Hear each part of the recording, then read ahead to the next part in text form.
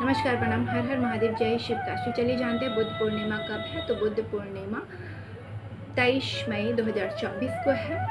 और यहाँ जो आप लोग बुद्ध पूर्णिमा मनाते हैं, विष्णु जी बुद्ध का अवतार लिए थे, इसलिए मनाया जाता है। और इस दिन गंगा स्नान का बहुत महत्व है। कोई भी व्रत हो, गंगा स्नान तो ज़रूरी है। तो गंगा स्नान बहुत ज़रूरी होता है। तो इस दिन आप गंगा स्नान नहीं कर सकते तो अपने नहाने वाले पानी में आपको इत्र डालना है और गंगा जल डालना है। और मूंग जो दाल होते हैं उसके 2 दाने आप डाल सकते हैं। अगर आप मूंग आपके पास नहीं है तो हल्दी भी एक चुटकी डाल के नहा सकते हो। दूसरा, आपको क्या करना है कि आप तुलसी को ज़रूर से ज़रूर तोड़कर भगवान कृष्ण को, विष्णु भगवान के मंदिर अवश्य जाएं, विष्णु जी को अर्पण करें।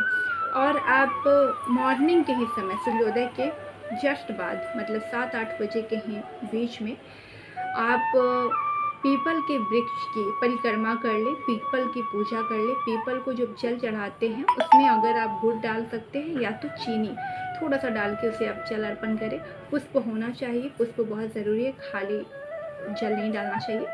तो पुष्प डालकर आप जल डाल सकते हैं और उसके 7 या 108 परिक्रमा आप कर सकते हैं पीपल की, या 11। इस प्रकार से आप पूजा कर सकते हैं। दूसरा, मैं आपको बता दूं कि आपको शिव के मंदिर में जाना है, शिव जी की पूजा आराधना जिस प्रकार से भी आप करते हैं कीजिएगा। उसके बाद आपको हो सके तो शाम के टाइम विष्णु जी के मंदिर चले जाइएगा। शाम को पीपल के वृक्ष में, या तो अगर पीपल के वृक्ष के पास अगर आप नहीं दिया जला सकते हैं तो अगर आपके घर में तुलसी है तो तुलसी को दीपक जलाना है। तो आपको आटा की लोई का दीपक लगाना है। 4 मुख का लोई बना लीजिएगा आटा का, 4 मुख करके 4 बाती डाल के आपको उसके नीचे, जब आप दिया लगाते हैं उसके नीचे कच्चा चावल टूटा हुआ नहीं होना चाहिए।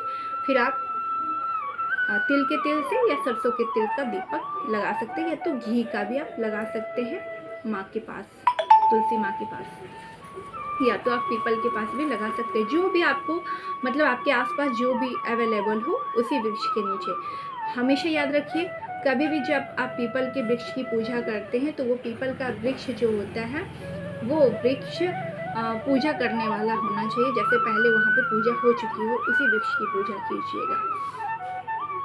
और मैं आपको बता दूं कि इस दिन धन के लिए आपको क्या करना है। पीला रुमाल हो तो रुमाल, अगर पीला झोला हो, लाल झोला हो, ग्रीन झोला हो, 3 मैंने झोला बता दिया, पीला, लाल या तो ग्रीन, इन तीनों में से कोई भी अगर आपके घर में झोला अवेलेबल हो या इस प्रकार के कपड़े अवेलेबल हो तो उस पर आपको चावल रखना है, 5 हल्दी की गांठ रखना है, 5 और 11 रुपया डालकर पोटली बना लेनी है और विष्णु जी को और माँ लक्ष्मी को अर्पण करना है। अपने मंदिर में है तो ठीक है, और आप रख के साइड में रख के उसमें से थोड़े से निकाल कर पूजा में आपको चढ़ाना है। उसके बाद दूसरे दिन उस चावल को अपने जो आपके राशन है उसमें आप मिक्स कर देंगे, हल्दी की गांठ भी सहित मिक्स कर दोगे आप।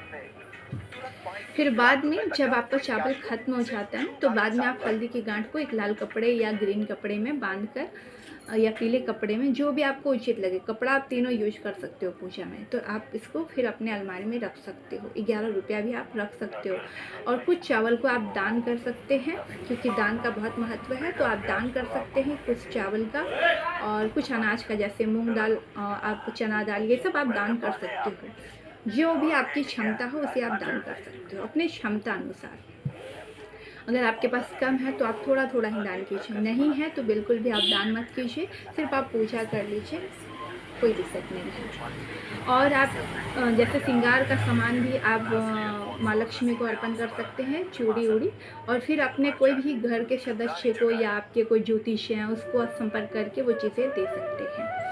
ज्योतिष को भी आप दे सकते हो, क्योंकि ज्योतिष लोग आपको टोकते नहीं कि आप क्यों दे रहे हो, लेकिन जब आप किसी ऐसे पूजा को करते हो और फिर आप किसी को देते हो तो वो टोकते हैं, तो उसका मतलब पुण्य खत्म हो जाता है या टोक लग जाता है। तो इसलिए जब आप किसी को देते हो, नहीं लेते हैं, तो आप कोई ज्योतिष को, कोई पंडित को ऐसे दान कर सकते हो, या कोई गरीब को भी दान कर सकते हो। तो इस प्रकार से आप पूजा कर सकते हो। इस दिन कछुओं की भी पूजा होती है। कछुआ को आप खरीद लीजिए मार्केट से और मंदिर में स्थापना कीजिए, इसकी पूजा कीजिए बहुत अच्छे से दूध से अभिमंत्रित करके, जल से, गंगा जल से अभिमंत्रित करके आप पूजा कीजिए और जाप कीजिए। माला कभी भी माला कीजिए तो ये उंगली टच नहीं होना चाहिए। इस प्रकार से माला की जाती है, ये उंगली टचअप नहीं होना चाहिए, याद रखिए। इस प्रकार से जब आप पूजा करते हैं तो आपको उसका फल मिलता है।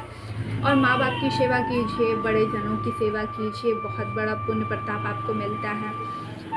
तो कोई भी भक्ति अगर आप कर रहे हैं, जो आपको मनुष्य जीवन मिला है, कोई भी भक्ति कर रहे हैं, तो हमेशा याद रखिए कि आपके उस दिन आपके मुंह से अब शब्द नहीं निकलना चाहिए। आपको कितना भी गुस्सा आ रहा हो तो आप शब्द ना निकालें। और जो भी आप पूजा कर रहे हैं उसे ध्यान से, मन से और ये सोचते हुए कि आपको ये जन्म मिला है, आप इतने मतलब महत्वपूर्ण इंसान हैं, जो आपको ये सौभाग्य मिला है कि आप वो पूजा या दान कर पा रहे हैं, सक्षम हैं। और जो लोग सक्षम नहीं हैं उनके लिए भी मैं ये कहती हूँ, अगर आप सक्षम नहीं हैं तो बिल्कुल भी दान मत कीजिए। आप भगवान से प्रार्थना कीजिए कि आपको उतनी वो सामर्थ्य दें, उतनी शक्ति दें कि आप किसी के चेहरे पे हंसी ला सको, किसी के अपने हाथों से सेवा कर सको। ये भी बहुत बड़ा दान है। किसी को पानी पिला सको, किसी की चीज़ों में आप सहयोग कर सको, ये भी बहुत बड़ा दान है। तो हर हर महादेव, जय शिव काशी, जय माता दी।